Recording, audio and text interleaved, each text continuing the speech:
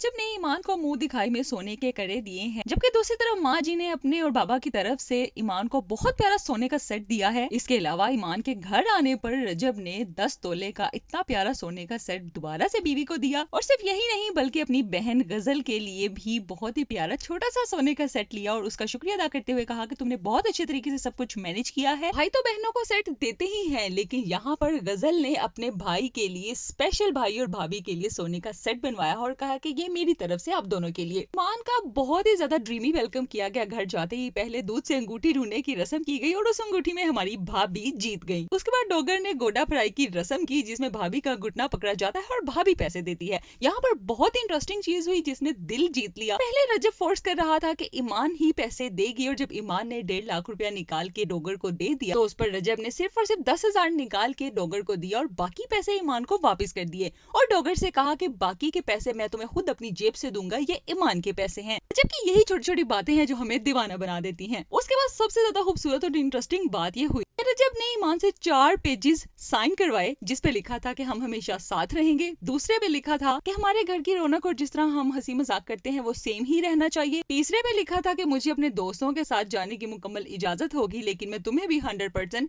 तुम्हारी जिम्मेदारी मुकम्मल करूंगा। और चौथे पे लिखा था कि हमारी दरमियान जो भी लड़ाई होगी वो हमारे दरमियान ही रहेगी और हम खुद ही उसे सॉल्व करेंगे। ये बहुत ही प्यारे और क्यूट से कॉन्ट्रैक्ट थे जो कि हर ब्राइड हंसते हंसते ही साइन कर देगी। लेकिन नो डाउट कि रजब की ये सारी बातें बहुत क्यूट लगी। आपको कैसी लगी कमेंट्स में बताइए।